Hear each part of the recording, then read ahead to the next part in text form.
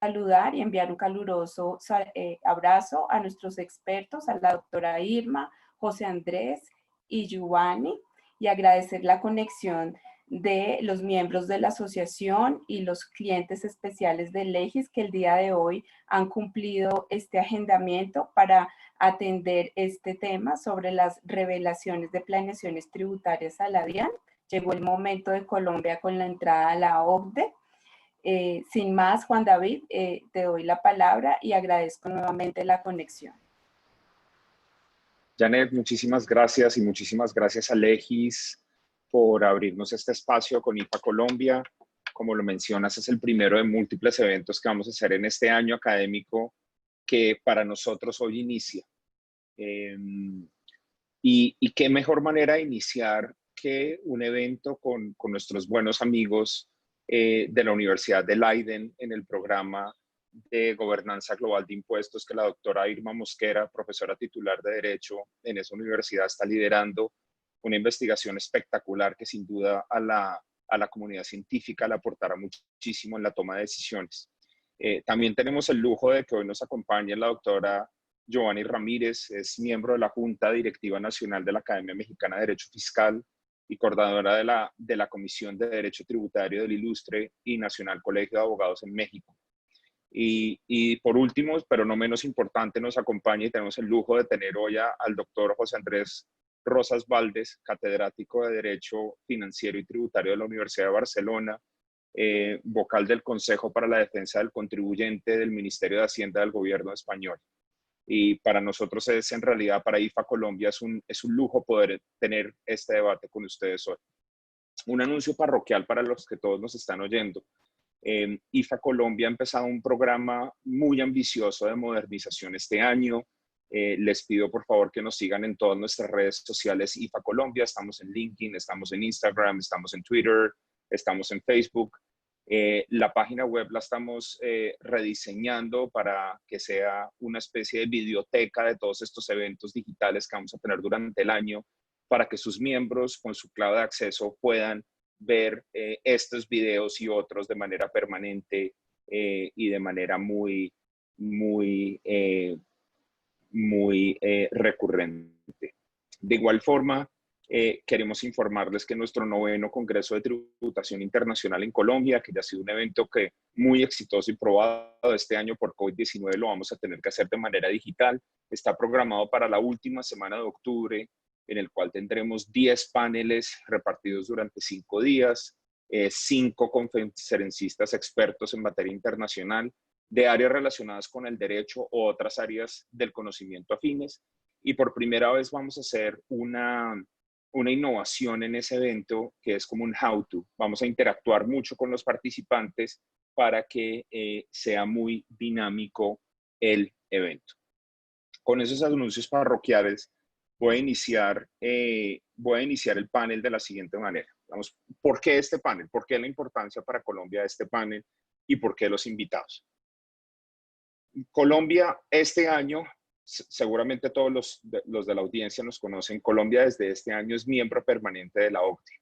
Colombia, al ser el miembro 37 de la OCDE, se compromete con ciertos acuerdos internacionales de implementación de políticas públicas y cumplir ciertos estándares que la verdad sea dicha desde casi una década atrás, desde que empezamos este camino para volvernos miembros permanentes de la OCDE. Colombia ha sido muy activo en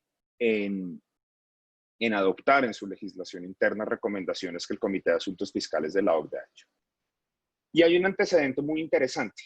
En el proyecto de ley de la reforma, lo que se llamó en su momento la reforma tributaria estructural, la última reforma del anterior gobierno, lo que terminó siendo la ley 1819, Colombia intentó implementar las recomendaciones de la acción 12 de BEPS mediante la revelación de planeaciones tributarias a la administración de impuestos.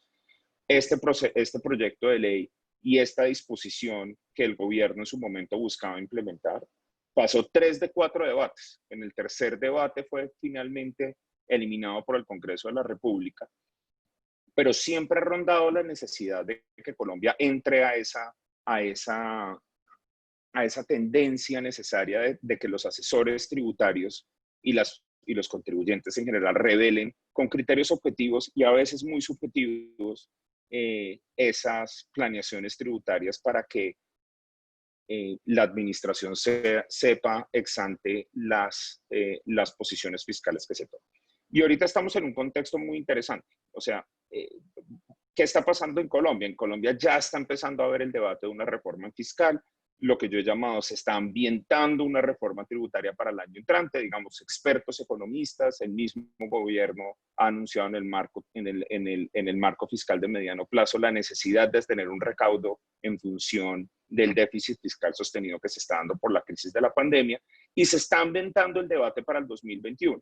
Y nos pareció muy interesante ver las perspectivas comparadas, tanto de la Comunidad Europea, en especial Holanda y España, vamos a tocar un poco Luxemburgo, pero también una experiencia mucho más cercana a Colombia, que es la experiencia mexicana, la reciente adopción de esas revelaciones y la manera como lo está haciendo, para ir ambientando ese debate que seguramente se va a tocar el año entrante en el país. Y desde IFA Colombia queríamos hacer esta contribución para ver lo bueno, lo malo, cómo se introdujo, de qué manera se introdujo, y cuáles son los retos que están presentando en estas jurisdicciones que Irma, Giovanni y José nos van a presentar hoy. El panel lo vamos a dividir, para beneficio de todos, los vamos a dividir, digamos, en tres grandes ejes temáticos. El primero es la implementación en estos países, es cómo se introdujo, qué, cómo, de qué manera se hicieron. Vamos a ver la directiva europea, la DAC 6 en Europa, en la introducción de la acción 12 de BEPS puntualmente en México. Y en esto cada uno de los panelistas va a ir abordando los temas. Posteriormente, digamos, la segunda pregunta que vamos a abordar en el panel es cuáles han sido los problemas prácticos de implementación. Y desde esto las tres perspectivas nos van a mostrar qué ha pasado en cada una de sus jurisdicciones. Y posteriormente vamos a cubrir una pregunta que para nosotros era muy relevante en este panel, y es, ¿y qué pasa si incumple? O sea, ¿cuál es la retaliación que están teniendo los sistemas frente a la no revelación de información de planeaciones tributarias en este caso?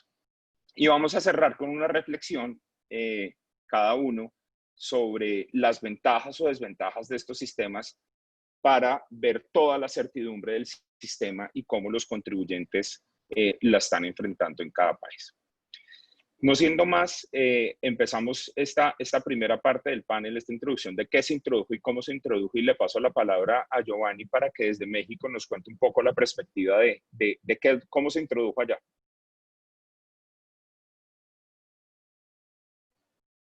Estás en mute.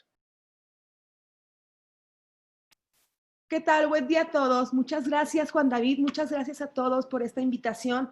Realmente es un gusto, es un honor compartir con ustedes panel y poder de alguna manera platicarles la experiencia que hemos tenido en México desde el 2014. Primero que nada, felicitar, ya no sé si a manera positiva o a lo mejor desde un punto de vista como impositiva, prácticamente un reto para Colombia, su inclusión a la OCDE a partir de abril pasado, en que después de muchísimo tiempo de estar buscando ser miembro, pues hoy finalmente se tiene que adherir a la normatividad. Como bien saben, México es un país al que le gusta hacer muy bien la tarea. No obstante, nuestra tarea empezó en el 2014 sin tener el alcance siquiera en materia de infraestructura para poder dar cumplimiento a estándares internacionales. Nosotros intentamos empezar a adaptarnos a este famoso plan de BEPS, sobre todo y específicamente a la acción 12, cuando inician en las reformas tributarias mexicanas algunas inserciones que de alguna manera obligaban al contribuyente a dar cumplimiento a esta revelación de esquemas, a esta revelación de información. No es hasta 2016 cuando esto empieza a cobrar gran importancia o auge. Sin embargo, para nosotros es muy importante retomar que el plan de BEPS inicialmente inicia como una recomendación para México y todos los países de la OCDE, en tratándose de encontrar alguna manera que permitiera al contribuyente acercarse a la autoridad y decir, a ver, si tenemos nosotros esta unión o esta nueva sintonía, esta nueva forma de comunicarnos, vamos a poder evitar muchos mecanismos de planeación fiscal agresiva. Este concepto que ha sido, pues en los últimos años bastante discutido, bastante controvertido. Sin embargo, para nosotros no era más que una recomendación. De hecho, se formulaba que pudieran haber recomendaciones relativas al diseño de normas de declaración obligatoria para transacciones o estructuras agresivas o abusivas. Y en esto es que se daba una exigencia al contribuyente para que revelase sus mecanismos de planeación fiscal. Adelante, Andrea, por favor. En este plan de acción de BEPS realmente había dos objetivos fundamentales. Por un lado, se estaba advirtiendo la falta de información exhaustiva y pertinente sobre estrategias de planificación fiscal agresiva, que dicho sea de paso, en ese tiempo era técnicamente legal. Todo lo que tú pudieras hacer y que te sirviera o que sirviera a tu economía de opción no podría ser tildado de planificación fiscal agresiva. Hoy por hoy, según nuestra visión y sobre todo las autoridades tributarias mexicanas, han llegado a ver todas las estrategias, todas las enseñanzas, vamos a llamarle de alguna manera, fiscales o tributarias, como de planificación fiscal agresiva.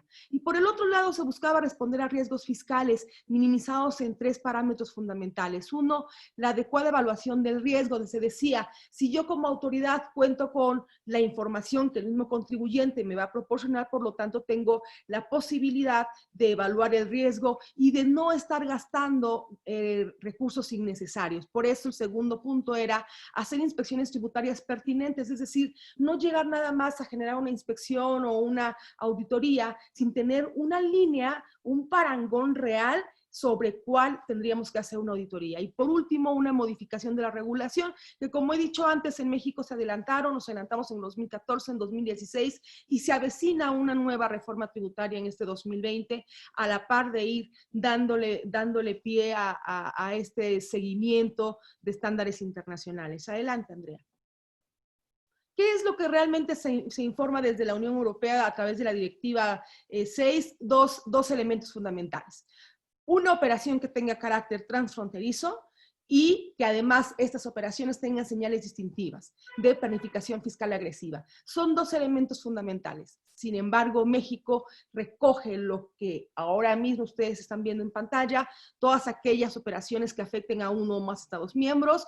Evidentemente en México no acontece porque no hay Estados miembros por cuanto hace a este comparativo. Impuestos de residentes, impuestos de no residentes, no se incluyen operaciones del ámbito tributario nacional, lo cual en México sí se incluye. De hecho, se extrapola un poquito nuestra legislación y lo que se da de reportar tiene que ver con todo, les decía yo antes, que implique una estrategia financiera y una estrategia tributaria. IVA, aranceles aduaneros, contribuciones a seguridad social, impuestos especiales. Esto en tratándose de la Directiva 6. Adelante, por favor. ¿Qué pasa con México? En México nos inventamos un artículo llamado el 199 del Código Fiscal, en donde se recoge todo lo que dice la directiva, donde se recogen las recomendaciones de la acción 12 de BEPS, pero además se adicionan algunos, quise nada más traer algunos puntos para que ustedes observen cómo es que nuestra legislación se está excediendo. Estamos hablando de actos jurídicos que permitan transmitir pérdidas fiscales pendientes de disminuir a personas distintas de las que se generasen. ¿Esto qué implica? Que evidentemente si nosotros revisamos y cotejamos esto en el ámbito internacional, no existe. México se excedió, insisto, el legislador quiso recoger todas las posibilidades, todas las economías de opción, toda la posible estrategia de planeación fiscal y dijo, esto se tiene que revelar, eso se tendrá que decirle a la autoridad hacendaria para que tú, contribuyente, pueda estar tranquilo y saber que al menos yo, autoridad hacendaria, ya lo sé. No se trata que te lo aplaudo, no se trata que te diga yo estás bien o estás mal, sencillamente tengo yo el derecho de saber de ti, contribuyente, qué es lo que estás haciendo con tu planeación fiscal. Adelante, Andrea. Y otro de los puntos que quisiera también traer es la fracción octava, que habla de la transmisión de un activo depreciado total o parcial, que permita su depreciación por otra parte relacionada. Mucho se ha visto, ustedes saben, a nivel internacional, el hablar o el tratar de hacer planeación fiscal con partes relacionadas. En México está bastante vigilado, todo lo que tenga que ver con relaciones entre partes relacionadas está enfocado a planeación fiscal y por lo tanto debiera ser revelado. Que aquí, dicho sea de paso, todas estas revelaciones o todas estas informaciones que tiene que entregar el contribuyente se hacen un poquito de la mano o se solidarizan con el asesor tributario. Más adelante vamos a ver un poquito de este tema que para nosotros en México representa o constituye el principal problema de implementación de la directiva o en su caso de la acción 12 en nuestra legislación mexicana. Adelante.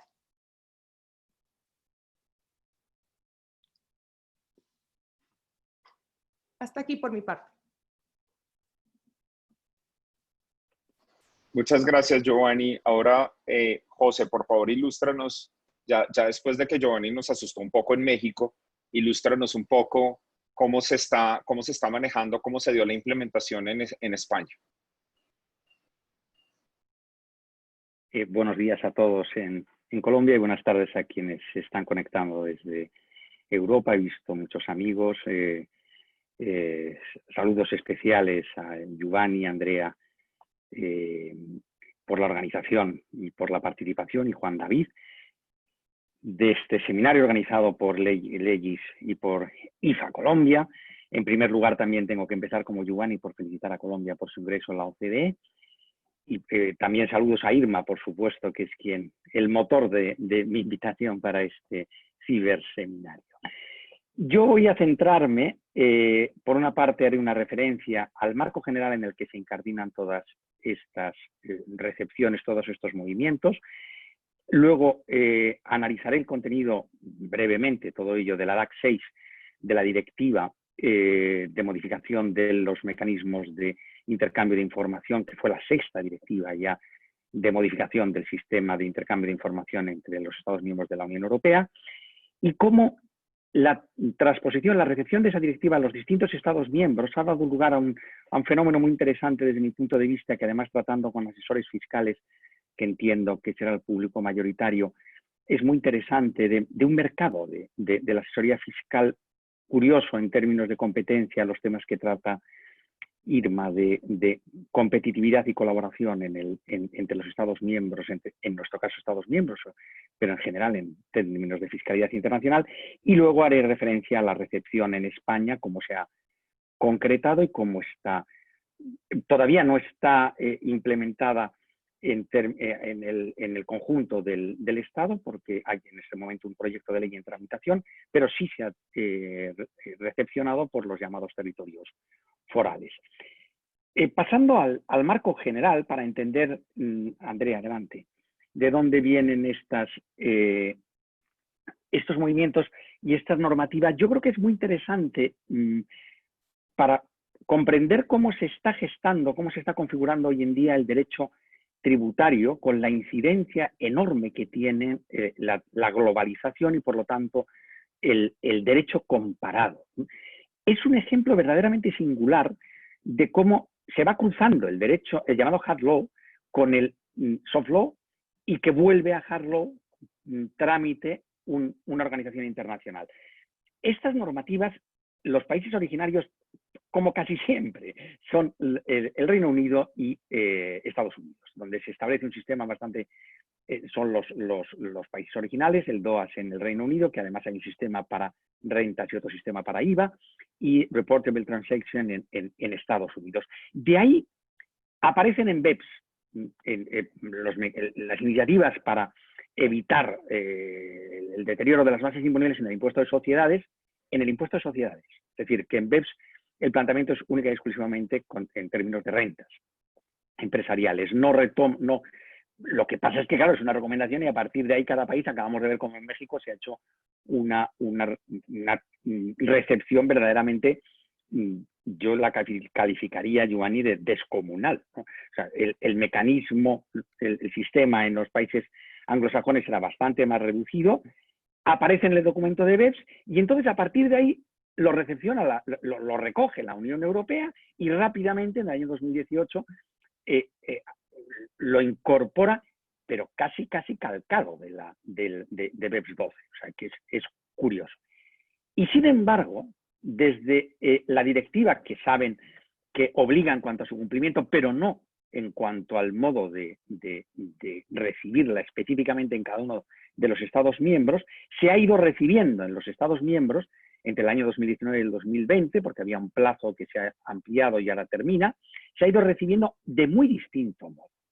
Y aquí es donde se produce lo que veremos luego como el mercado de la asesoría fiscal, porque cada país la ha incorporado, sobre todo, veremos con qué dos parámetros, el tema del secreto y el ámbito, de un modo muy diferente. Y eso ha generado y va a generar enormes disfunciones en el mercado de la asesoría fiscal dentro de la Unión Europea.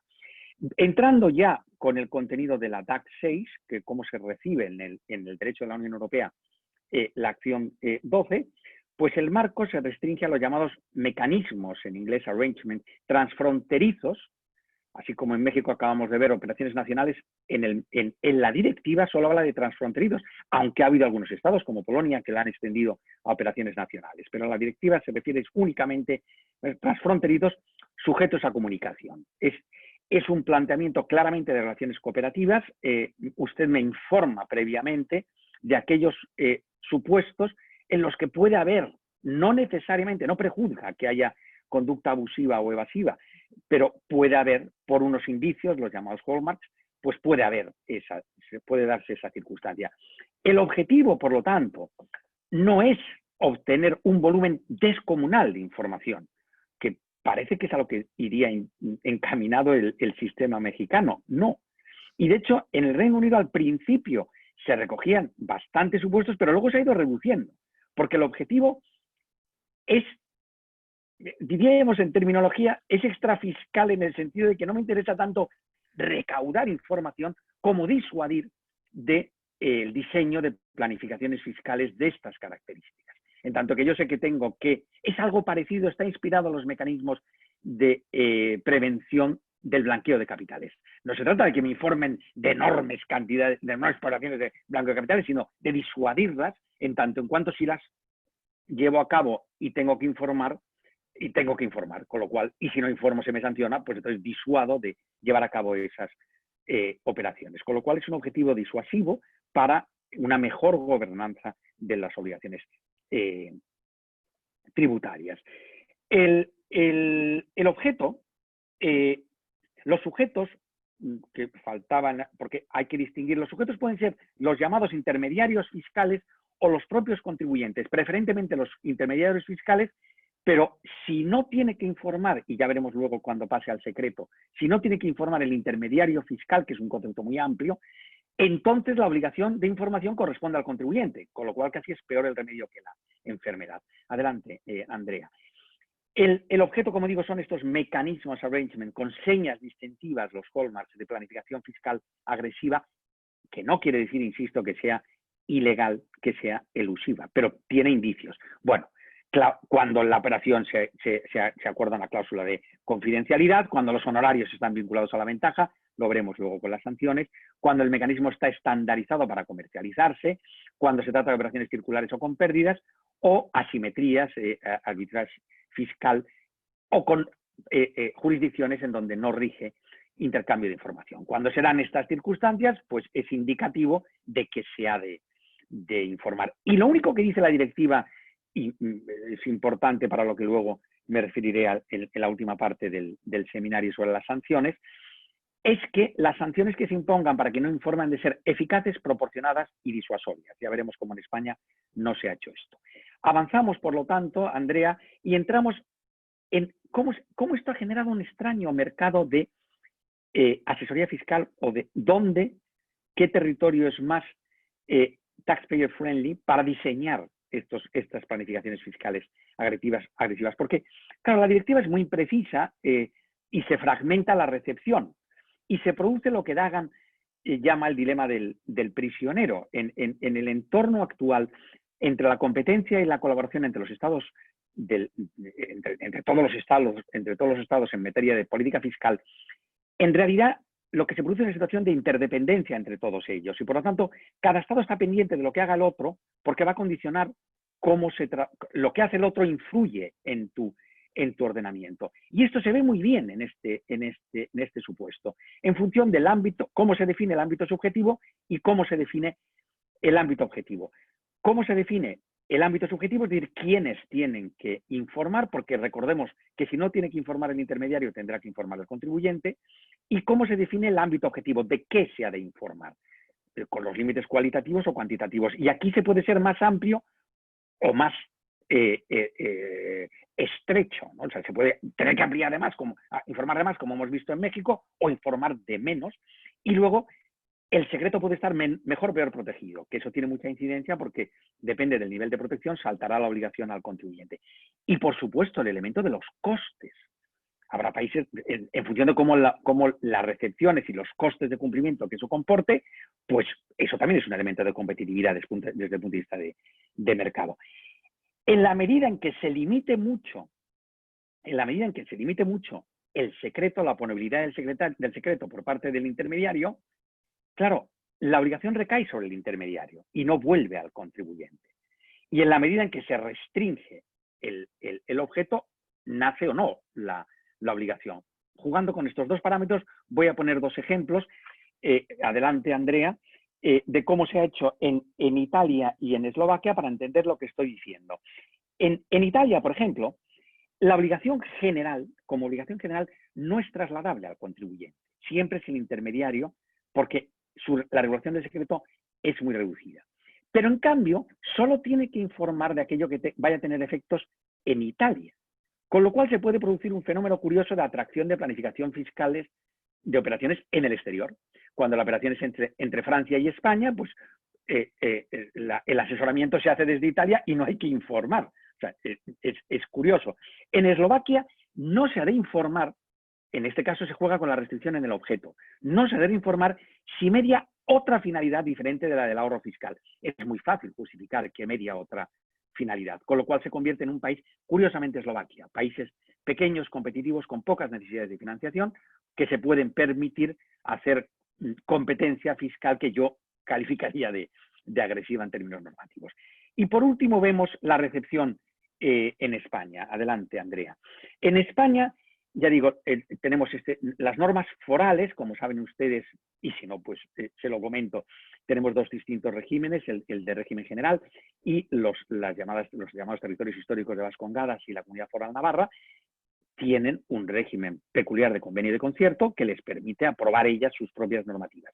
Por razones de la composición de las cámaras, estos territorios forales, entre diciembre del 2019 y ahora en junio del 2020, lo está haciendo Vizcaya, ya han recibido y ya han traspuesto a sus normativas forales la directiva, pero en unos términos muy semejantes. Es más, yo creo que se ha hecho conjuntamente, se ha trabajado conjuntamente desde el Ministerio de Hacienda, desde los territorios forales, porque el proyecto de ley que en la actualidad está en tramitación en la Cámara es idéntico, prácticamente idéntico, salvo en algunos matices de las sanciones, a la normativa foral. Se añaden dos disposiciones adicionales a la Ley General Tributaria, una de obligación de información por parte de los intermediarios fiscales, o si no lo tienen que hacer los intermediarios fiscales, el propio contribuyente, de aquellas operaciones, mecanismos transfronterizos de planificación fiscal que tienen estas características, estos hallmarks, y una obligación de comunicación fehaciente.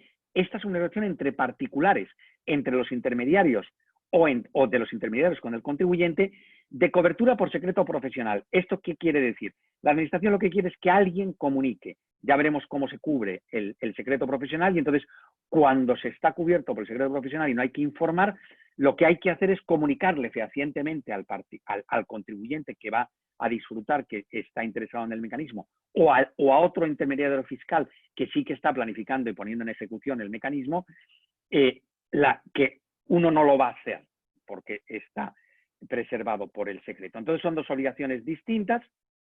Curiosamente, en todo lo demás se remite, es una técnica de transposición verdaderamente original, se remite directamente al texto de la directiva. No lo reproduce la normativa nacional, se remite al texto de la directiva, salvo sin límites cualitativos ni cuantitativos específicos, a diferencia de lo que hemos visto que ocurre, por ejemplo, en Eslovaquia. Y eso sí, con una fuerte regulación es decir, es muy oponible el secreto, curiosamente, lo cual es contraproducente, como veremos al final, y un ámbito objetivo amplio. Pues con independencia de las siguientes partes del seminario, hasta aquí mi primera exposición sobre la implementación en España. Muchas gracias. Muchas gracias, José. Se está abriendo un debate muy interesante de cómo bajo el criterio subjetivo se puede empezar una nueva competencia entre jurisdicciones para traer las planeaciones. Irma. ¿Qué nos cuentas cómo ha sido en Holanda este proceso y tocar un poco las bases de cómo Luxemburgo lo ha visto?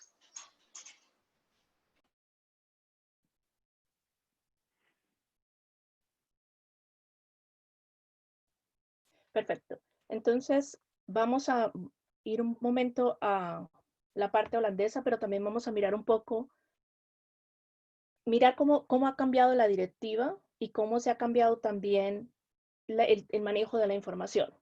Y una de las cosas que se tiene que tener en cuenta es que nosotros veníamos, digamos, los últimos 16 años, se venía prácticamente buscando la información entre las administraciones tributarias. Entonces, simplemente las administraciones tributarias se reunían, compartían a través de los foros que existían, iban a compartir, por ejemplo, qué tipo de planeación tributaria agresiva existía, qué tipo de estructuras existían. Lo que ha hecho BEPS, la acción 12, y lo que ha hecho la directiva, ha trasladado esa obligación de proporcionar información, en lugar de ser la administración tributaria que entre ellos se compartían, la ha trasladado al contribuyente intermediario. Ya vemos que no siempre va a ser el contribuyente, en unos casos, en unos países puede ser solo el intermediario. Pero la fuente o los que van a dar la información van a ser el contribuyente, y esto empezó también un antecedente que se tenía en el Reino Unido con el Disclosure of Tax Avoidance Schemes, que era también una parte de como un tipo de reportar los acuerdos transfronterizos. Entonces, eso ha generado también que al no estar claro si estaba entre la administración tributaria y era la administración tributaria la que compartía, por ejemplo, en estos foros, que también unos cuantos participaba Colombia, si no está claro, pero la información se compartía entre la administración tributaria, era mucho más fácil decir, bueno, si no está claro y no sabemos, pero ahora viene también el contribuyente a decir, no está claro, no sabemos, ¿y cómo vamos a hacer? Y ahí es donde viene el problema cuando se viene a implementar la directiva, por ejemplo. Entonces, ¿qué pasa? En ciertos países, a partir de que ese momento que se implementa la directiva, el primer problema que tenemos es a partir de cuándo, cómo, qué reportes, qué se tiene que hacer. Cuando miramos nosotros, por ejemplo,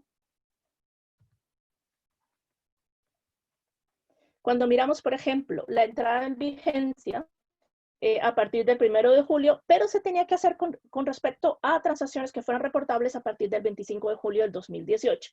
Entonces, ¿qué pasa? Que muchas veces, y se veía también que los asesores fiscales simplemente iban a decir, yo reporto, estoy guardando todo, porque la verdad no sé no voy a tener que reportar. Interesante, por ejemplo, muchos países estaban diciendo, bueno, nosotros vamos a proporcionar ciertas guías, ciertas directrices para que ustedes sepan cómo se va a implementar la directiva, y no solamente la ley de la implementación, sino, por ejemplo, qué tipos de acuerdos iban a reportar, qué iba a ser el beneficio fiscal y todo ese tipo de información. Sin embargo, esas directrices han sido prácticamente los últimos 3-4 semanas, han habido 3 directrices de ese tipo. Una la de Suecia, otra la de Holanda y otra la de Luxemburgo. Inclusive la de Holanda fue el 30 de junio. O sea, estamos hablando de menos de 2 semanas. Uno de los problemas que también se tiene ahora es el intercambio de información. A partir del momento que se iba a hacer el intercambio de información, se ha hecho una extensión de 6 meses con respecto a COVID. Entonces se dice, bueno, se entra en vigencia a partir del 1 de julio, hay un efecto retroactivo, o sea, todas las transacciones que a partir del 25 de junio, los países tenían que implementar la ley a partir del 31 de diciembre, y se había hacer un intercambio de información a partir del 30 de junio, pero se ha extendido 6 meses, o sea que va a ser a partir del próximamente de enero de 2021. En implementación, por ejemplo, uno de los problemas que se ha tenido es el hecho de que muchos países también están tarde para la implementación. España es uno de ellos, Luxemburgo es uno de ellos, y hay otros países donde ni siquiera se conoce la ley que va a implementar, que es el caso de Grecia, que todavía está ahí en esto, veremos. Hay otros pronunciamientos en este momento de la Comisión donde dice, estos países que ya han implementado la ley, que ya tienen la ley, no están de acuerdo o no han cumplido con los requisitos de la directiva. Entonces, hay mucha incertidumbre en cuándo se implementa, cómo se va a implementar, y también, lo más importante en este momento, de acuerdo con COVID, también la extensión. ¿Qué pasa, por ejemplo, si En este caso, por ejemplo, Alemania y Finlandia y Austria dijeron, nosotros no queremos la extensión. Nosotros vamos a hacer el intercambio de información a partir de ahora. No necesitamos esos 6 meses de extensión. El problema, vamos a ver entonces, si se va a intercambiar información ahora, cómo va a ser Alemania, Austria y Finlandia, mientras los otros países dicen tenemos que esperar 6 meses. Entonces, no solamente en el contenido de la directiva como tal, que es lo que me voy a enfocar ahora, pero también en el procedimiento de la directiva. Prácticamente hay que tener una guía para poder mirar qué fechas, qué países, qué pasa, por qué no pasa, cuándo se llega a reportar. Lo que también es importante ver, y también es parte del proyecto que nosotros manejamos en GovTaxGov en Leiden, es también mirar, bueno, se están dando herramientas a la administración tributaria para que tengan más información sobre las actividades del contribuyente, porque al final de cuentas, esa es la perspectiva. Es un efecto disuasorio y, si es posible, la administración tributaria va a tener más información. Pero el problema es, ¿y qué se hace con esa información? Y por ello se necesita mejorar la calidad y el uso de la información tributaria. ¿Qué tipos de sistemas tecnológicos se van a desarrollar? En la Unión Europea, por ejemplo, se tiene un sistema, el CCN, y en la OECD se tiene el Common Transmission System, que se ha utilizado para el Country by Country Reporting. ¿Qué pasa con la administración tributaria? Se va a crear una unidad específica para este tipo para poder solucionar los problemas de los contribuyentes o de los asesores fiscales. Eso se ha creado, por ejemplo, en Holanda, que después voy a informar. Y también una forma de informar, colaborar entre los contribuyentes y los asesores. Entonces, en ese sentido, son 3 requisitos que son claves para poder decir que esta directiva y para poder decir que este reporte de transacciones fiscales reportables, digamos, es válido. Además de ello, es importante tener, y ese es el problema que nosotros tenemos, que estamos hablando de una directiva y no estamos hablando de una regulación. Y la directiva, para los que más o menos han visto de las directivas, es una cosa de mínimos. Usted debe hacer lo mínimo, pero no, como no hay regulación, no debe ser todo igual, copiado igual, sino usted puede hacer un mínimo. Y ese mínimo significa que usted puede hacer más. Y eso es lo que han aprovechado los países, y muchos países, precisamente lo mencionaba José Andrés, Polonia es un ejemplo, en decir vamos a hacer más, vamos a tener más restricciones. Y en otros países, por ejemplo Holanda, dice no, nosotros hacemos el mínimo, pero vamos a crear una forma de claridad, primero una unidad dentro de la administración tributaria de 6 personas, que está encargada exclusivamente de la implementación del DAC 6.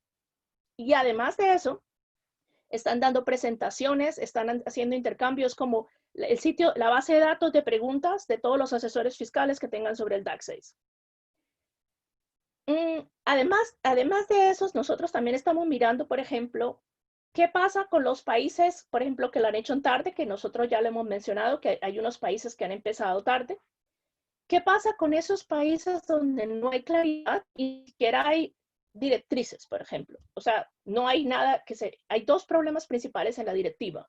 Uno es, ¿cuáles son las transacciones que son reportables, digamos? Y para ello se tiene que mirar las señas distintivas, que era lo que mencionaba José Andrés. Y la otra es, ¿cuál es el beneficio fiscal? Entonces, por ejemplo, Holanda, en sus directrices, ha decidido, vamos a dar 24 ejemplos de qué tipos de transacciones se deben reportar. Y vamos a explicar cómo nosotros estamos introduciendo esas señas distintivas. Cuando estamos hablando del beneficio fiscal, vamos a especificar que el beneficio fiscal no es que todos los beneficios fiscales sean malos, pero si hay un beneficio fiscal que es de acuerdo a la intención del legislador, es permitido. Entonces, este tipo de manejo que se ha dado es como para decir, no vamos a hacerlo todo estrictamente, pero vamos a tener un cierto tipo de cooperación, de colaboración, y vamos a tener también un tipo de apertura, por ejemplo. Entonces, por ejemplo, Holanda tiene su lista blanca de las transacciones que dice, esas transacciones no van a ser reportables. Y, sin embargo, Holanda llega y dice, pero si usted tiene duda, por favor reporte. Es mejor que reporte.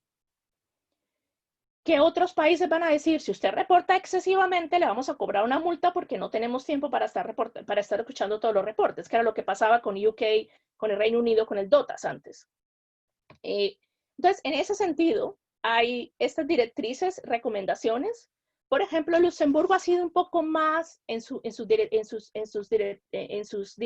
por ejemplo, las que ha publicado el 13 de mayo, ha sido un poco más concreto, no concreto, pero más como en conceptos, digamos. Entonces dice, por ejemplo, cuál es un intermediario y cómo se diferencia un intermediario de lo que es un proveedor de servicios. También maneja, por ejemplo, la parte de todo se va a revisar y se va a tener en cuenta on a case by case basis. Se van a mirar entonces todos los casos. En eso le permite al contribuyente o al asesor fiscal, pero primeramente el contribuyente decir, esto simplemente es algo que yo hubiera podido, no estoy segura si esto tiene que reportarse o no. Y la administración tributaria en Luxemburgo le va a decir, vamos a revisarlo en una case by case basis. Claro, obviamente esto genera mucho trabajo para la administración tributaria, pero obviamente también estamos hablando de Luxemburgo, que es un país pequeño. Además de eso, también el beneficio fiscal se tiene entendido que se excluye en este tipo también cuando están de acuerdo a la intención y a la ley, o sea, a la ley, de acuerdo a la ley o de la intención del legislador. Ahora, el problema es cuál es la intención del legislador. Nosotros, por ejemplo, en Holanda, al aplicar el fraudeslegis, que es el fraude a la ley, siempre se tiene en cuenta la intención del legislador, o sea que ya se tiene un poco de experiencia en ese aspecto. ¿Cuáles son los problemas que vamos para implementación? Lo primero, ¿qué tipo de estructura se puede tener? Si está implementada o que ya haya sido implementada, simplemente que se constituya el primer paso. Realmente, en principio, la mayoría de los países dicen una estructura que no esté implementada, pero que ya tenga cierta, está completa, que lo único que falta es implementarla. No se necesita que se haga el primer paso. Eso es importante. También, ¿qué tipo de transacciones? Nosotros estamos hablando de transacciones transfronterizas. Sin embargo, en otros países, por ejemplo en Polonia, también se va a manejar las que son las transacciones nacionales. Con que haya un elemento y ese elemento tenga que ver, por ejemplo, si está el establecimiento permanente, si está el intermediario, etcétera, con ese elemento ya se puede llegar a constituir, aplicar la directiva. Para ciertos impuestos, la directiva, como la ha compartido en el chat, tiene claramente qué tipo de impuestos se pueden manejar. Pero simplemente otros países han dicho, no, vamos a hacerlo para todos los impuestos. Eso también es importante ver. La definición de intermediario fiscal, que también ya lo mencionaba en Luxemburgo y en Holanda, y el criterio del beneficio principal. ¿Cuál es el beneficio fiscal? En Alemania, por ejemplo, también se dice, basta que exista un nexo con el país para que se tenga que reportar. Pero entonces el problema es, ¿qué pasa si los contribuyentes o la mayoría de ellos están fuera de la Unión Europea o están en otro país? ¿Cómo se puede manejar eso? No se requiere la presencia del intermediario del país y yo creo que en ese caso lo que mencionaba José Andrés con Italia y Eslovaquia es muy interesante. ¿Qué pasa con las señas distintivas? Si ustedes se dan cuenta, en la seña distintiva de la directiva, en el D2, por ejemplo, hay criterios que son cumulativos. Entonces, se tiene que cumplir A, B y C. Sin embargo, para otros países van a decir, no se necesita que sean cumulativos. Esas señas distintivas, basta que una de ellas se cumpla y ya se va a aplicar la directiva y hay que reportar. Entonces, en ese sentido, hay muchas diferencias entre los países. Holanda y Luxemburgo, por su naturaleza de siempre tratar de trabajar con el contribuyente, de la colaboración, ha tratado de mitigar un poco este efecto de la directiva. Pero eso lo vamos a mirar en la siguiente parte. Juan David, ya terminé esta parte. Muchas gracias, Irma. En el público ya estamos empezando a tener preguntas que van muy dirigidas a nuestro segundo tema que vamos a tratar en el panel y ahí, digamos, quisiera rescatar, digamos, unos criterios muy importantes en el contexto colombiano, que normalmente la falta de técnica legislativa siempre obliga a que el legislador diga para todos los efectos tributarios en normas que no deberían estar regulando cosas. Entonces, el primer mensaje es probablemente acotar los criterios objetivos en caso de que esto lo quisiera hacer y sobre todo tener unos temas, digamos, un el qué y quién va a reportar, sobre todo el qué debería ser muy limitado, muy objetivo, con unos temas, con un tema muy sensible respecto al secreto profesional y la reserva de ley, que son unas preguntas que está formulando el público. Y en ese sentido quisiera abrir esta segunda parte de los problemas de implementación, en cuáles problemas ha tenido la implementación y cómo se han resuelto si fuera el caso, así como los retos jurídicos y prácticos que han tenido en esa implementación. Y quisiera empezar con la más amigable, con la más colaboradora, que es la legislación holandesa, Irma. ¿Cómo has visto con el manejo del secreto profesional, los criterios de reserva de ley, esa certidumbre que los contribuyentes e intermediarios asesores necesitamos en el ejercicio de nuestra profesión? ¿Cómo lo está manejando este grupo especial élite de 6 personas que nos comentabas en la autoridad holandesa? ¿Y qué beneficios se han visto frente a estos criterios? Gracias. La más amigable. El problema que nosotros tenemos con el secreto profesional es que hace 2 años, por ejemplo, cuando se empezó a discutir, aproximadamente en junio del 2018, cuando se empezó a discutir la directiva, y en ese momento también había una conferencia, por ejemplo, en Holanda, con todos asesores tributarios, una de las cosas que se llegaba a decir es, si hay secreto profesional, no hay problema. Hay que entender, y tenemos que ser muy claros, que el asesor fiscal en Holanda no es un abogado. El asesor fiscal en Holanda pues, se llama un jurista, pero para ser abogado, yo lo explicaba antes en una conferencia que tuvimos con Giovanni en México, para ser jurista, para ser abogado se tiene que estudiar derecho holandés, se tiene que hacer una pasantía en un bufete de abogados y después se tiene unos exámenes y se pasa su título de abogado. A pesar de que yo soy abogada colombiana, que tengo mi tarjeta profesional de abogado, yo no puedo ejercer en Holanda ni voy a ser abogado a no ser que me devuelva a hacer todo. Entonces, ¿qué pasa? Que los asesores fiscales, hay una diferencia entre lo que es un asesor fiscal, que puede ser un contador, un economista, un abogado, una persona que ha estudiado derecho pero que no está practicando la abogacía. Hay otros que son los notarios, que son los que también son mayoría abogados, que son los que también van a implementar la estructura, y hay otros que son los abogados como tal. Por ejemplo, en los bufetes de abogados, si llegamos a ver Steve o Loyens & Loeff, etc. Una de las cosas que yo pensaba en junio de 2018 pues es muy fácil. ¿Cómo se puede solucionar el problema? Simplemente los asesores tributarios se vuelven abogados y todo se cubre con el secreto profesional. Sin embargo, en ese momento, el gobierno holandés y el legislador estaba pensando la forma de cambiar ese secreto profesional, pensando la forma de darle un twist a ese secreto profesional, y en ese caso se podría mirar que el secreto profesional, en ciertos casos de evasión o elusión o planeación tributaria agresiva, no se iba a aplicar. Sin embargo, eso no funcionó. Entonces, ¿qué fue la otra idea que se tuvo en Holanda?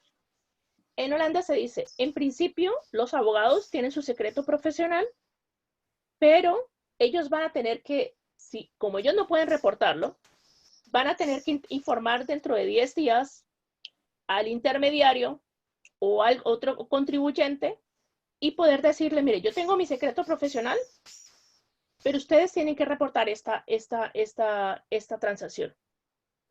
Eso mismo está pasando en Luxemburgo.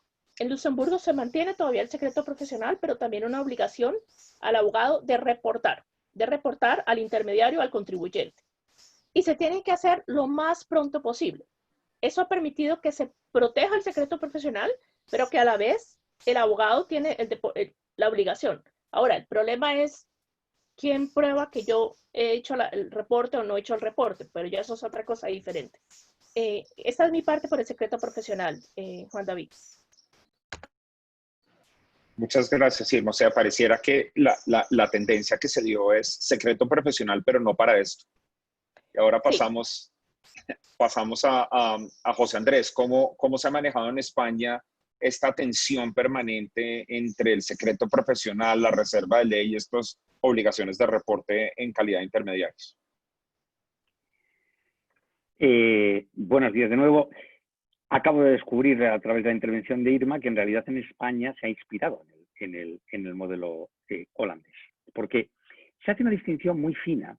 Bueno, por una parte, claro, hay que entender bien que o reporta al intermediario o reporta al contribuyente, cuando hay mecanismos transfronterizos con estas señas distintivas. Uno de los dos, en el planteamiento de cómo se está recibiendo en España, uno de los dos tendrá que reportar si se produce. Entonces, a partir de ahí, el derecho español no diferencia entre abogados, no hay una regulación específica de la asesoría fiscal, ahora hay unos foros, pero no hay una regulación específica. Por lo tanto, lo que se está haciendo en España es, mire, me es indiferente si usted es abogado de profesión, si usted es economista, si usted es consultor, si usted es auditor, si usted es un intermediario financiero, si usted es un gestor administrativo, me da lo mismo. A estos efectos, digamos, el planteamiento no es de secreto del abogado, sino de secreto profesional, o sea, con carácter genérico. Pero a partir de ahí, ¿cuándo puedo yo oponer el secreto profesional o de qué modo? Cuando esté evaluando de forma neutral la operación que se está sometiendo a mi dictamen, a mi parecer profesional. Ahora bien, y sea cual sea mi cualificación y mi título, ahora bien, si yo soy quien está procurando o facilitando la implementación, no estoy dando un parecer sobre, sino que estoy ejecutándola, estoy colaborándola, estoy manejando, entonces no puedo oponer secreto profesional. Tengo que informar. Es decir, se hace una distinción entre la evaluación neutral y el que realmente está pilotando, ejecutando la operación. Y a partir de ahí, como decía Irma, pues es un juego de tú la llevas, o sea, de pasar la pelota. Para poder evitar que se me requiera la obligación de información, yo he tenido que comunicar fehacientemente o al contribuyente o al intermediario que yo no tengo que reportar. Pero si yo no tengo que reportar, tiene que reportar el otro. Con lo cual, de ese modo, se garantiza el que la información de un modo u otro llegue a la administración. Que se trata de que llegue la justa, no excesiva. Me ha parecido muy interesante también esto de que se sancione, lo decía Marta en un comentario, se sancione por exceso de información. Pero eso tiene sentido, porque un exceso pues anula el sistema desde el punto de vista de que su objetivo no es tanto que se reporte mucho, sino que se disuadan este tipo de operaciones. Y luego el abogado de empresa o el empleado de la empresa, en este caso, él no tiene obligación. Él no, pero la empresa sí, porque es la contribuyente, es la interesada en la operación. Con lo cual ahí lo que se hace es trasladar la obligación directamente a la empresa. Y hasta aquí mis aportaciones en cuanto a cómo se ha recibido en España la cuestión del secreto profesional. Y ahora que has descubierto que está inspirado en Holanda, José Andrés, nos damos cuenta que el secreto profesional empieza a ser cada vez más menos excusa para estos mecanismos de revelación que está pidiendo la autoridad.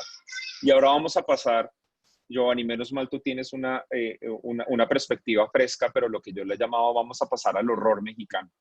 Sí. Y por favor, expónnos un poco cómo México, en este proceso de implementación, estos criterios objetivos tremendamente amplios, parece más todo un test subjetivo de una aproximación de impondré impuestos si puedo atraparte, y un criterio subjetivo también muy amplio. Cuéntanos un poquito cuáles han sido, digamos, estos problemas de implementación que hasta ahora se ha visto. Lo que hemos bautizado el horror mexicano. Juan David, muy bien bautizado, vergonzosamente, pero muy bien bautizado. Me gustaría incitarles a todos, sobre todo Colombia, caso Colombia, que fijen bien su atención en esto que voy a compartirles, porque realmente es una vacilada legislativa.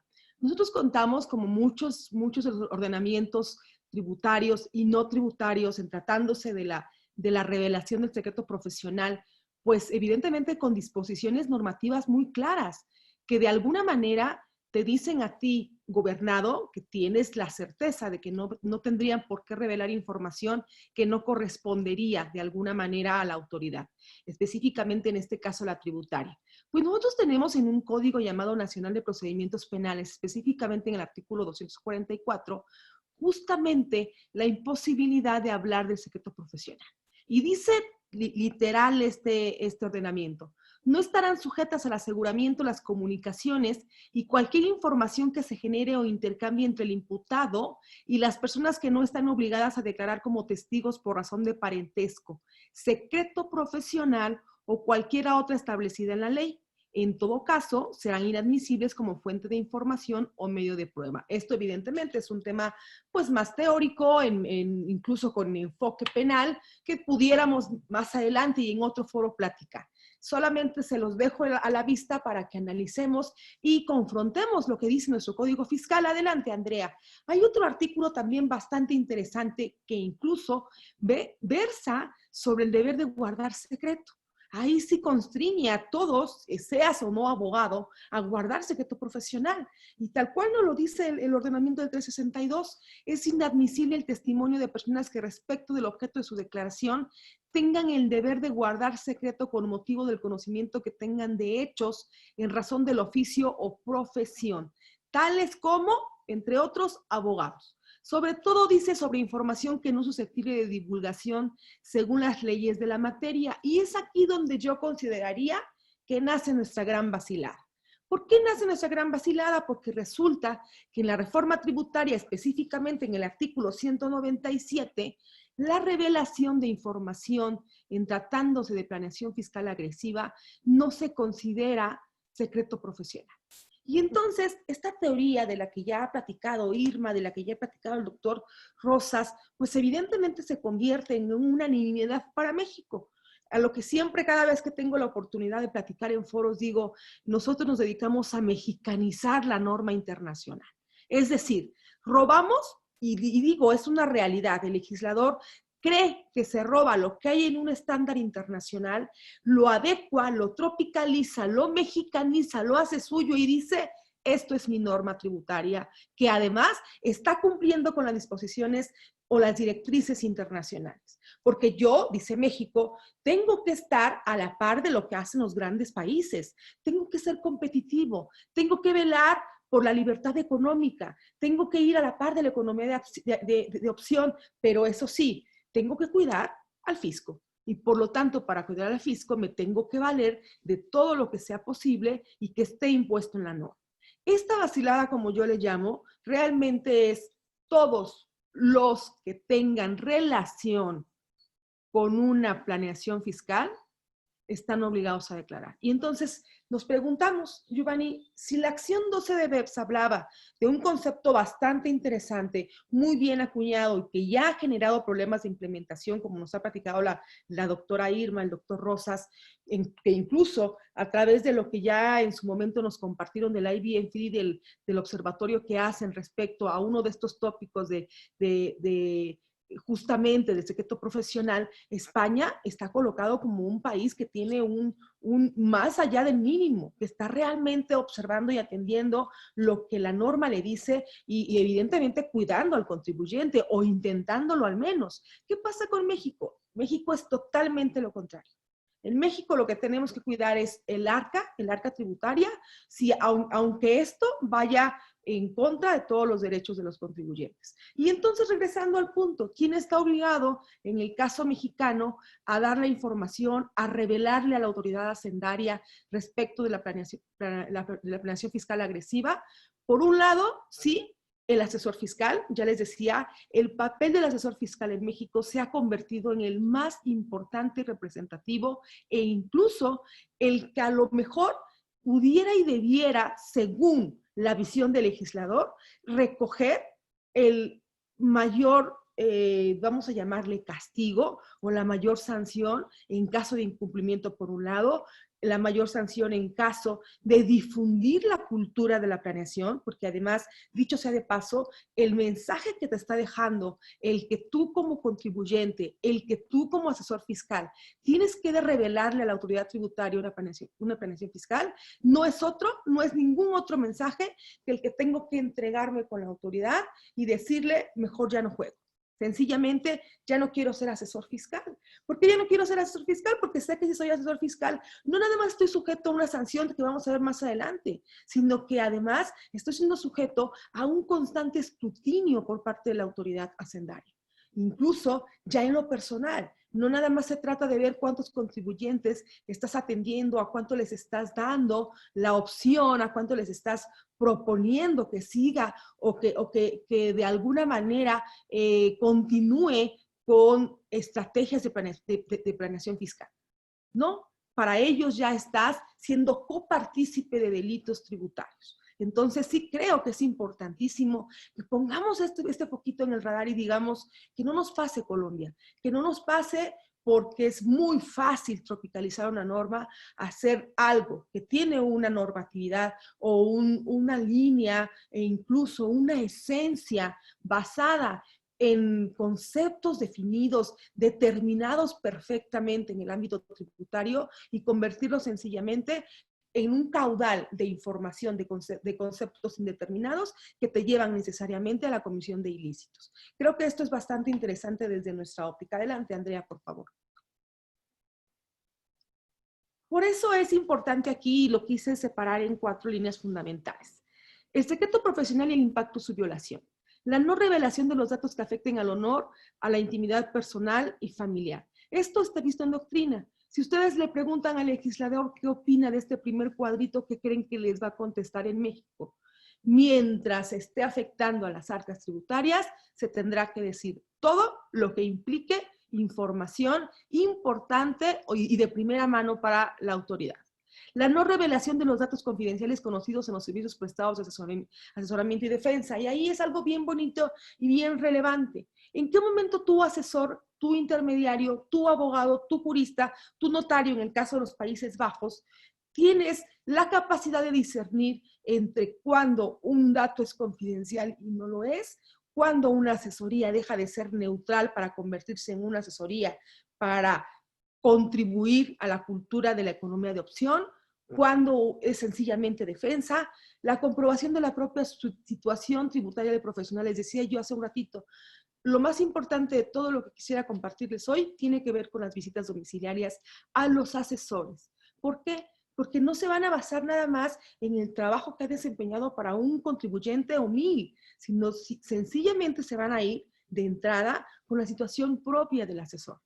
Es decir, te van a cuestionar cuánto pagas de impuestos, cómo haces para llevar a cabo, si es que llevas economía de opción en tu planeación personal, en tu planeación como despacho, en tu planeación como buffet, no sabemos. El derecho a no autoinculparse y su eficacia como límite en el procedimiento inspector tributario. Esto es bastante interesante. Les decía, ¿qué va a pasar con la información que México recaba a través de estas revelaciones? Porque además en México a partir del 2021 nosotros empezaríamos con esta obligación como asesores tributarios a rendir, a revelar esta información. No obstante, ¿qué es lo que va a pasar con dicha información? Hasta aquí yo dejaría antes de pasar a visitas domiciliarias. Muchas gracias. Giovanni, aparte del terror que me genera, y tal vez la recomendación a Colombia es que ni siquiera lo tenga en cuenta para la próxima reforma, o vuelva a hacer el intento de implementar algo así por el estilo. Cuéntanos un poquito este efecto persuasivo y temeroso del horror de las visitas domiciliares, ¿cómo en la práctica se ha visto en México en los asesores? Fíjate que todavía no cobra vigencia, para nosotros cobraría vigencia a partir del 2021, sin embargo, empezó a cobrar horror desde el 2019, cuando nace evidentemente la iniciativa. Todos los abogados, evidentemente los que estamos colegiados, todos los que formamos parte de alguna asociación, empezamos a pelear. De hecho, nos fuimos al amparo, evidentemente. Nosotros interpusimos un amparo bastante completo, bastante brillante. Quiero compartirles, dicho sea de paso, por lo que acabamos de platicar, no pudimos nosotros interponer la violación a la reserva, al secreto profesional, justamente por lo que viene dado en la norma. Fueron bastante listos, bastante sagaces, en el sentido de decir esto no representa un secreto profesional, pero sí nos fuimos con muchísimos otros derechos que se violentan. Uno de ellos importantísimo para nosotros es la inviolabilidad del domicilio, porque déjenme les comparto que la legislación viene dada de manera tal que cualquier visita domiciliaria que se pretenda practicar a un asesor puede ser en cualquier lugar. O sea, no es que lleguen a tu despacho, no es que identifiquen el despacho de Juan David Velasco, no es que vayan al despacho de José Andrés Rosas o a la universidad en donde está actualmente la doctora Irma Mosquera, no. Es en donde tú demuestres que presentas, escuchemos la palabra, presentación, pareciera que fue un error de dedo, pero en donde tú como asesor tributario presentes servicios a un contribuyente, ahí la autoridad tributaria tiene toda la facultad de iniciarte facultades de comprobación, válgase la expresión, iniciar una visita domiciliaria. ¿Esto qué implica? Que si tú, por ejemplo, conoces algún despacho o a algún abogado, algún asesor tributario que le guste, por ejemplo, vamos a suponer aquí en la Ciudad de México, la zona de Mazarik en Polanco, y se recorra todos los restaurantes, si en una sola tarde ha recorrido 3, ten la certeza de que tendrás ahí a la autoridad hacendaria iniciando facultades en uno de los restaurantes de mayor lujo o de mayor frecuencia para este despacho. Es una tontería. Pero bueno, vamos a suponer que no sea el caso el restaurante, sino que dicen, ¿sabes qué? Ahora por COVID y por cómo se ha estado dando esta nueva situación, pues ya los despachos no quieren estar tanto tiempo en sus oficinas y entonces trabajan desde casa. Pues también tiene la autoridad hacendaria la facultad de iniciar justamente facultades de comprobación en tu domicilio particular. Y no hay forma de que te salves de ello, ¿eh? ¿Por qué? Porque la norma así viene. La garantía de legalidad. ¿De qué manera tú tienes la certeza de que te van a revisar algo cuando en la visita domiciliaria, es decir, en el documento que tú vas a recibir, no viene sobre qué está dada, sobre qué objeto, sobre qué determinación de objeto está dada esta visita? Es decir, no va a decir, sobre el listado de 45 contribuyentes te voy a iniciar facultades de comprobación para que me demuestres o me compruebes que efectivamente revelaste todos los esquemas de planeación fiscal. No viene en ese sentido, no está obligada la autoridad, por lo tanto también se violenta la garantía de legalidad y por ende la seguridad y la certeza jurídica. Por ahí veía yo en el chat este tipo de preguntas. Bueno, en México es una barbaridad, es una barbarie, mejor dicho, porque pues estamos de verdad arremetiendo contra todos los derechos de los contribuyentes, no nada más contra el asesor, no nada más contra la persona que hace la limpieza incluso, sino incluso, imagínense ustedes que estando la autoridad presente, tengas a clientes en tu despacho y también a ellos, pues evidentemente, como no hay todavía alguna línea, alguna regla específica que te impida tomar el iPad, pedirle el teléfono al cliente, a la persona que está ahí sentada, al asistente, a la secretaria, a la recepcionista, todo es exactamente lo mismo, todo es auditable, cuestionable, es realmente parte. Y bueno, por eso yo siempre he hablado de la inconstitucionalidad del artículo 42, que es en que se basa justamente en la fracción décima esta visita. Por 3 especificaciones, ya les decía, no hay una determinación del objeto de la visita, es decir, no te dicen para qué es la visita, se viola la seguridad y la certeza jurídica, así como la inviolabilidad que acabamos de platicar, y el derecho humano a la protección judicial sobre todo. Hasta aquí sería. Gracias, Giovanni. Un comentario que estaba haciendo el público en el chat era, Colombia tiende a imitar a México en algunas cosas. Yo creo que nos vamos a apartar y la primera recomendación es apartarnos categóricamente del modelo mexicano. Por favor, ahora, por favor, Mónica, no copien nada, no tienen nada bueno que copiar nosotros. Yo tengo una pregunta para Giovanni. Dígame, doctora. ¿Qué controles hay para la administración tributaria? No hay controles. Bueno, tristemente para nosotros es es estar peleando contra corriente hace ya bastantes años. Llevamos por lo menos unos 10 años que no ganamos ante tribunales. Realmente nos llevamos todo a amparo. Han habido asuntos que han llegado a la corte incluso, y en corte únicamente porque se trata de un interés legítimo, es decir, el interés que atiende a la colectividad. No tenemos nada que pelear ni discutir, doctora. Nosotros estamos muy, muy optimistas en que vamos a cesar este efecto de la visita. Digo, hemos estado peleando, hemos estado luchando en los últimos meses con mucha fuerza. El amparo, pues obviamente no lo dejamos a un lado, y sí hemos estado, pues obviamente, con todo lo que la norma nos permite poder discutir. Los controles, aunque existieran, son controles internos, son controles generados al interior de las autoridades, en donde sencillamente se pasan entre ellos algunas disposiciones o digamos lineamientos internos, en donde la línea es ir duro y a la cabeza del contribuyente. Esa es la realidad.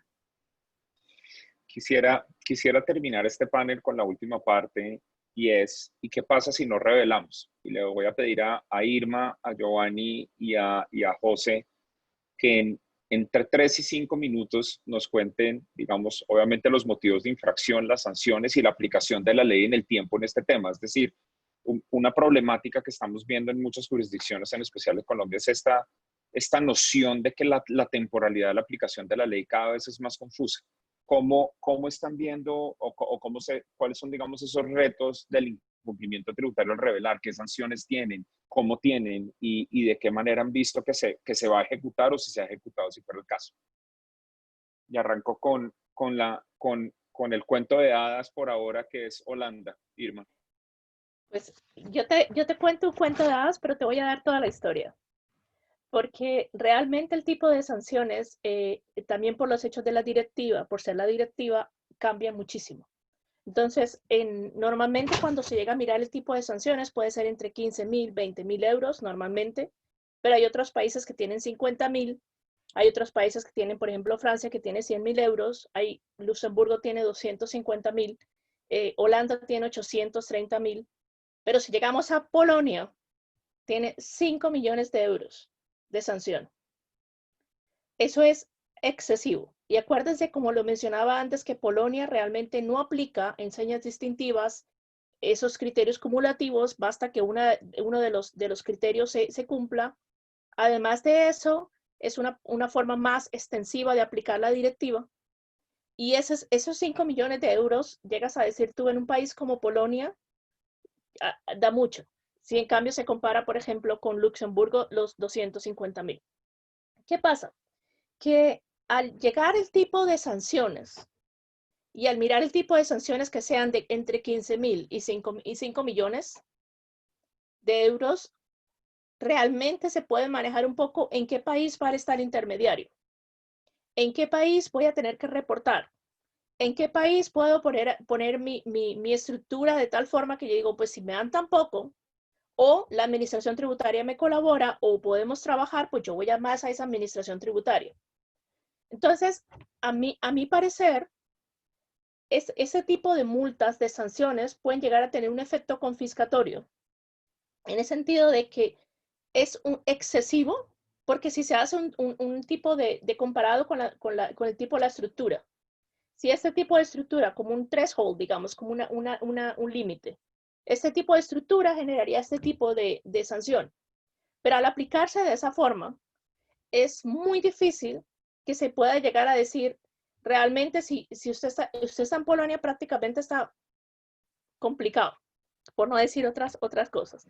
Entonces, pero sin embargo tienes, por ejemplo, otros países como Bulgaria o Estonia, donde simplemente son 3.000, 5.000 euros. Entonces, no es algo que uno puede llegar a decir es que solamente los países del este que están haciendo eso, sino un simple país. Entonces, en ese sentido, quería primero dar la parte de las sanciones. El hecho de que se diga mejor reporte por si tiene dudas, en Holanda, por ejemplo, le da un poco más de libertad o le da un poco más de tranquilidad al contribuyente, al asesor fiscal, y a la vez el hecho de que exista con la administración tributaria que se pueda colaborar o que se pueda hablar, y hay una base de datos, inclusive las directrices que yo mencionaba son dinámicas, o sea que tiene 24 ejemplos, pero que van a poder cambiar y se pueden aumentar. Entonces ese tipo de manejo se puede dar, y que la administración tributaria ha invertido muchísimo tiempo en hablar con los asesores fiscales, en dar presentaciones, como lo ha hecho con Country by Country Reporting, diciendo, esto es lo que nosotros estamos mirando. Entonces, eso es importante. Creo que le paso la palabra, ¿tú dices a quién? ¿A José Andrés? Pero antes déjame hacerte una pregunta. ¿Hay algún criterio de proporcionalidad subjetivo en la sanción? ¿O es una sanción completamente objetiva? ¿No reportas? Polonia, ¿No reportas? 5 millones de euros. Sí. Gracias, o sea, pero Irma. la proporcionalidad, en ese sentido, no. En cuanto a la sanción, no. No. Entendido. Entonces estamos entrando como una era de sanción objetiva en ese punto desde tu perspectiva. José Andrés, ¿tú cómo lo ves? Muchas gracias. Y muy interesante lo que veníais contando, Irma y Giovanni. Vamos a ver, en España, insisto, es un proyecto de ley, aunque está calcado de las normativas forales que ya son normativa en vigor. Y es curioso, porque el ejemplo de Polonia, por ejemplo, es muy llamativo. Yo creo que se ha perdido el norte en Polonia con este sistema, porque el objetivo no es acumular enormes cantidades de información, porque si se te sepulta en información, es muy difícil digerirla y es muy difícil entender cuál es relevante. Por eso la aproximación adecuada es la de Holanda, de una enorme, un diálogo muy intenso con los asesores fiscales para ajustar exactamente qué es lo que queremos, qué es lo que necesitamos, dónde están los problemas, en esos mecanismos transfronterizos que se refieren a bases imponibles, donde hay esas señas, pero solo, única y exclusivamente eso, nada más que eso. Ahora, en España el sistema sancionador es muy curioso, porque si te aproximas intuitivamente parece que es el búlgaro, es decir, sanciones muy bajas. Diré, pero ojo, mínimo 4.000 euros. Entonces, en España, donde realmente está la sorpresa que te puede dar la desproporción y que al final deja un ámbito de incertidumbre que yo creo que es inconstitucional desde el momento en que la sanción no es cierta en cuanto a su contenido, porque te dice que el elemento de referencia es la ventaja, en concreto dice el efecto fiscal que hayas obtenido con ese mecanismo, el ahorro fiscal, y como referencia los honorarios que haya podido pactar el intermediario. Claro, eso primero está inspirado en el sistema americano. En el sistema americano modulan y gradúan las sanciones a veces en función de los honorarios que ha obtenido que ha cobrado el asesor. Claro, ahí el problema también es de prueba, pero en definitiva abre un marco de incertidumbre colosal. Pero aquí vuelvo a la distinción en que se hace en España entre la obligación de información y la de comunicación fehaciente entre particulares de que no tienes que informar. Entonces, la obligación de comunicación son 600 euros de multa si no has comunicado. Vuelvo a insistir, con eso lo que se busca es que tú evitas que te pongan la sanción importante comunicando. Y comunicando que tú tienes, simplemente haces una evaluación neutral y tienes secreto profesional, le estás pasando la responsabilidad al otro, que es el que tiene que informar respecto del mecanismo. Porque al final a la administración lo que le interesa es que le informe alguien. Pero el sistema sancionador es peculiar en este sentido el español, porque insisto, mínimo 4.000, pero al máximo el nivel de incertidumbre es colosal. Gracias. Gracias, José. Y Giovanni, continuemos con la historia de terror y los efectos mexicanos. Pues ya no quisiera yo decirlo así, pero realmente estoy muy de acuerdo con el doctor José Rosas. De entrada, definir cuál es el bien jurídico. Entonces, realmente, ¿qué es lo que estamos sancionando? ¿Qué es lo que se pretende sancionar? Porque no creo que se busque nada más información por información. De hecho, en el caso mexicano, ni siquiera se sabe qué va a pasar con esa información. Nosotros lo vemos en una auditoría normal, en una auditoría ordinaria. Tú llegas con caudales de hojas, realmente con información sobre un determinado asunto, sobre un determinado ejercicio fiscal, ya ni siquiera digamos sobre planeación fiscal, sobre un determinado ejercicio fiscal. Tú llegas con la información y la autoridad no se da abasto para revisar. Y entonces, si lo que tú pretendes como autoridad al intentar que te revelen información es detentar como tal información, es el bien jurídico. ¿Qué es lo que tendríamos que definir primero? ¿Qué es lo que está buscando el Estado al exigirte que tú le reveles información? Acuñarse, llenarse de posibilidades, de economías de opción, de posibilidades de planeación, para decir, bueno, aquí yo puedo llegar a determinar un crédito. Lo que estamos buscando entonces es, a través de la información, yo puedo o tengo la facultad de autoridad de determinar un nuevo crédito. Es decir, creo que si la autoridad tiene claro para qué quiere esa información y después sabe qué va a hacer con dicha información, estamos del otro lado y ya no tendríamos que cuestionarnos. Yo creo que es bien ridículo el compartirles. De hecho, si quieres, Andrea, vamos hasta la última de las diapositivas.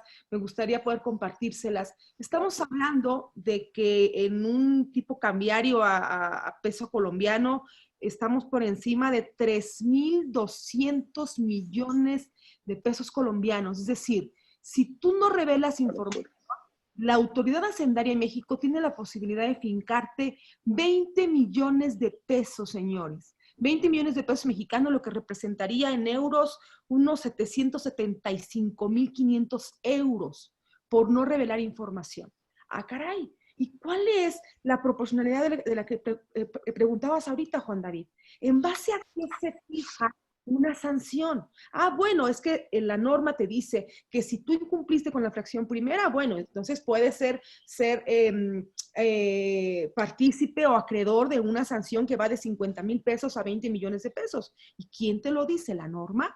¿En dónde está dada esta proporcionalidad? ¿Hay idoneidad? ¿Hay necesidad? ¿Cómo se interpreta la proporcionalidad en estricto sentido? Y lo que yo decía, esta no autoinculpación, porque entonces te preguntas, a ver, Giovanni, ¿me conviene reportar o no reportar a mi cliente? ¿Cuánto me paga mi cliente? Yo estoy recibiendo de este cliente 20 millones de pesos de iguala mensual. Ojalá tuviésemos clientes que nos pagasen mensualmente 20 millones de pesos, que es el monto al que yo me arriesgo si es que no revelo cierta información de dicho cliente. Creo que ni siquiera hay, por eso decía esto, no hay sentido, no hay lógica, no hay congruencia entre las sanciones que nos pretende imponer una norma, entre el bien, realmente el bien jurídico que se pretende proteger y el objetivo de la autoridad al tener esta información consigo. Creo que son muchos puntos que debieran acotarse, que debieran estar muy claros antes de implementar en Colombia este tipo de acción 12 y la directiva. Y si vas a implementar algo, implementalo lo más apegado posible a la directiva 6, realmente. Que no se inventen lo que se inventó el legislador en México.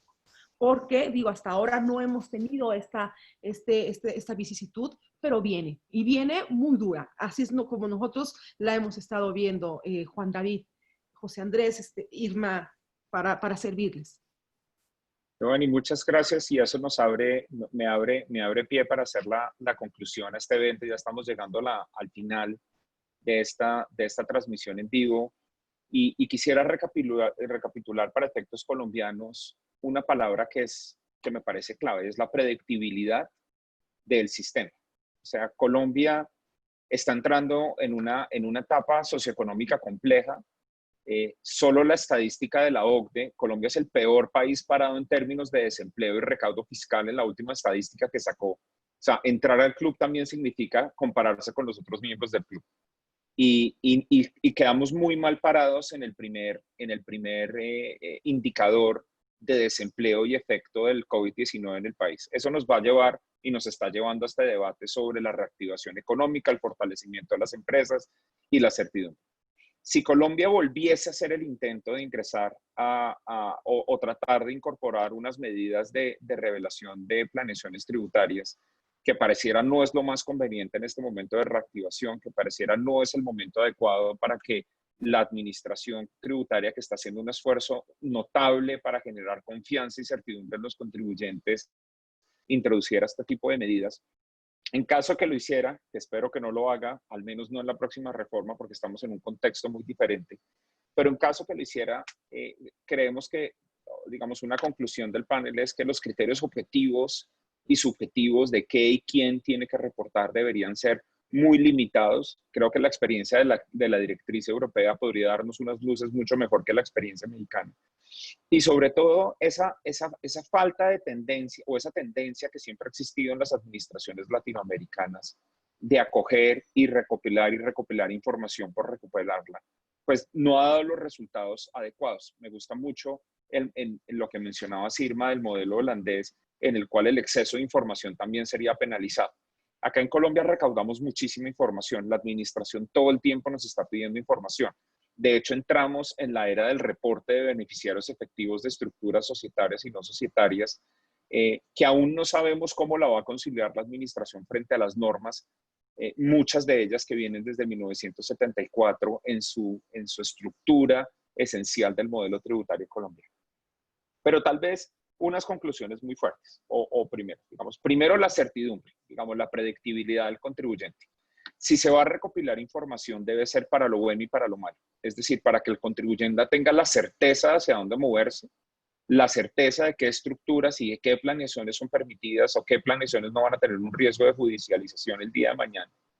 Y también para la administración tener una información eficaz para ir moldeando sus políticas públicas. Es decir, la finalidad última, y tú, Giovanni, resaltabas mucho sobre el bien jurídico de la información.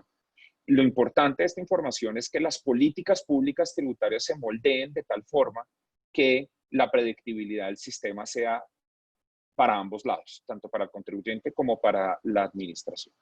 El segundo punto, sin duda, es que esto varía la percepción del riesgo tributario como una variable muy importante en la toma de decisiones de inversión, a la hora de tomar decisiones de negocios, a la hora de emprender algo, sobre todo en países que en este contexto 2020 como Colombia van a tener un apetito de atracción de inversión muy fuerte. En ese sentido, la predictibilidad del sistema tiene que hacer que la exposición del riesgo fiscal sea lo menos posible y en caso de que ese riesgo fiscal se materialice, el impacto sea lo menor posible. De alguna manera, jugar con unas reglas de juego claras, sensatas y que lleven a que esta variable del riesgo fiscal no se vuelva un desincentivo para invertir o venir a hacer negocios en Colombia. Un tercer elemento que para nosotros es muy importante y yo soy un fiel creyente que las últimas administraciones de impuestos en Colombia han buscado, en especial esta, es el acercamiento al contribuyente, o sea, buscar que el contribuyente vea a la administración tributaria como un aliado para hacer negocios y no esa visión clásica del sabueso que va a ir a perseguir o esa visión del horror que en México al menos ya el modelo les está permitiendo. Yo creo que ya hay mucha literatura internacional, esa tendencia hacia la colaboración, hacia un modelo cooperativo entre la administración y el contribuyente, debe ser el camino que nuestros países sigan, en especial Colombia, y ojalá que en la ya ambientada reforma del 2021 ese sea el enfoque que se le dé a cualquier mecanismo de revelación de información, si lo hubiera, y en general a toda la información que recauda la administración tributaria en Colombia. Y por último, digamos un mensaje que es obvio, pero me gustaría dar, y es, tal vez no necesitamos implementarlo en Colombia, tal vez no estamos en el momento de revelar planeaciones tributarias por parte del contribuyente al intermediario. Yo abogaría de que la administración, por el contrario, iniciara por crear unos mecanismos preventivos para que la acción del contribuyente tuviera mucho más certidumbre. Por ejemplo, un modelo de private ruling que fuera muy robusto o un modelo de transacciones permitidas que hicieran que el sistema fuera mucho más predecible. Me parece que puede ser un primer camino mucho más adecuado que el de la acción 12 de BEPS para el país. Con esto no me queda más que agradecerle a toda la audiencia, agradecerle a Irma, a Giovanni, a José Andrés por los comentarios y la perspectiva de derecho comparado tan interesante que nos han dado a IFA Colombia y a todos los que nos acompañaron en esta mañana. Y no quisiera más que darles un espacio de 1 minuto a cada uno para que hiciera sus propias conclusiones sobre lo que hemos discutido en esta mañana. Irma, por favor. Primero que todo, muchas gracias y también gracias a Juan David por tener la iniciativa y empezar este tema que la verdad es muy importante. Cuando nosotros estábamos trabajando esa parte con Giovanni en México, yo le dije a Juan David, este es el tema. Y sobre todo sabiendo lo que ha pasado con la reforma, es una forma de traer información. José Andrés en su rol también como en la parte del defensor del contribuyente, también hay que tener en cuenta hasta qué punto las defensorías del contribuyente de verdad están funcionando. Y en ese sentido, o la administración tributaria establece ciertos mecanismos para poder establecer un diálogo con el contribuyente como tal, y en este caso, por ejemplo, decir, bueno, hay una lista blanca, esta lista no se, van a hacer se va a evaluar por los casos, caso por caso, se va a dar se va a poder establecer más diálogo, pero también establecer la parte del derecho contribuyente, que también es lo que me preocupa con respecto a México en Prodecon, que también es algo preocupante. Pero bueno, yo creo que son los temas. Hay mucho por hacer. Ustedes tienen también un experto en cooperación, que es como Diego Quiñones, que hizo también su tesis doctoral sobre el tema. Entonces, en todo lo que es cumplimiento cooperativo, cooperación entre administraciones tributarias, tienen también varios expertos y está bueno mirar todos los expertos que se tienen en Colombia, que también es importante.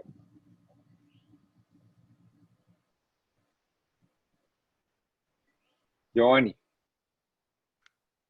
Pues por mi lado, insisto, creo que es una muy buena oportunidad para que todas estas propuestas que tú planeas, Juan David, que la gente que se suma a sus proyectos en Colombia, no permitan que se haga un nuevo sistema, una nueva tropicalización, como yo le llamo, del ordenamiento internacional. La verdad es que todo lo que ha nacido en el seno pues, de la OCDE, en el seno de la Unión Europea, siempre ha sido muy bueno. Y lo interesante sería tomar únicamente lo que les conviene, lo que les corresponde y sobre todo en una etapa como esta, en donde lo que se requiere básicamente para el contribuyente es confianza legítima por parte de la autoridad. Creo que eso es fundamental y una buena gobernanza. Porque del lado de la buena gobernanza y la confianza legítima, que ya en algún momento platicábamos con la doctora Irma, creo que está realmente el soporte de cualquier sistema tributario en el mundo. Si nosotros realmente somos capaces de impulsar a nuestras autoridades tributarias a que nos garanticen a través de confianza legítima y de buena gobernanza, nuestro sistema puede cambiar. No necesariamente tendríamos que estar acotándonos o peleándonos o incluso terminando esta relación, este vínculo que cada vez se hace más pequeñito y más estrecho entre el contribuyente y la autoridad. Porque lejos de buscar esta unión, esta fusión o este trabajar juntos en el día a día, esta cooperación entre contribuyente y autoridad a través de nuevas disposiciones, de nuevos ordenamientos e incluso en algunos países de nuevos impuestos, lo único que van a conseguir o lo que podemos conseguir es una involución del derecho tributario, que hoy por hoy estamos necesitando muchísimo. Por mi parte sería todo, Juan David y todos.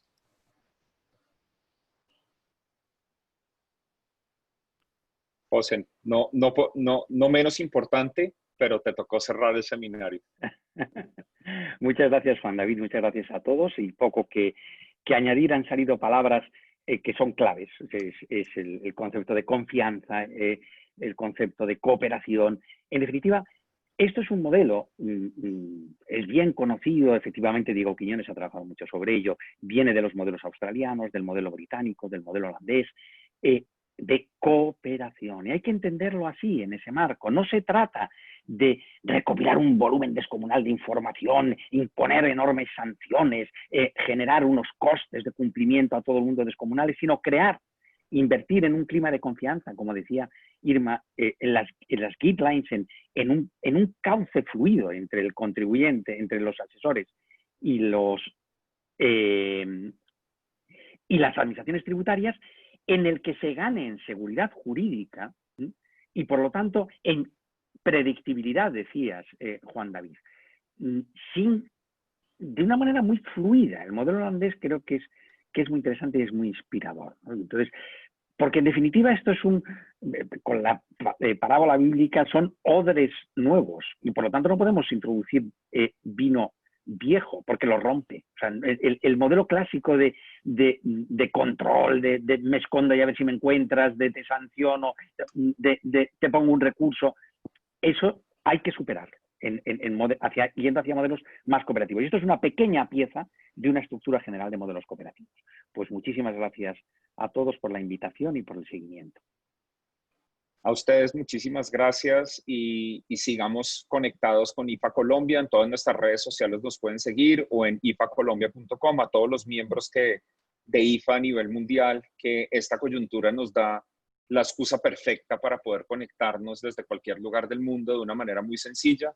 Y con la Universidad de Leiden y con Giovanni y con la Universidad de Barcelona seguiremos trabajando muy de la mano durante este año académico y los próximos proyectos que tendremos. Muchas gracias. Muchas gracias, doctora Irma. Gracias, José Andrés. Gracias. Adiós. Gracias a todos. Hasta siempre. Gracias.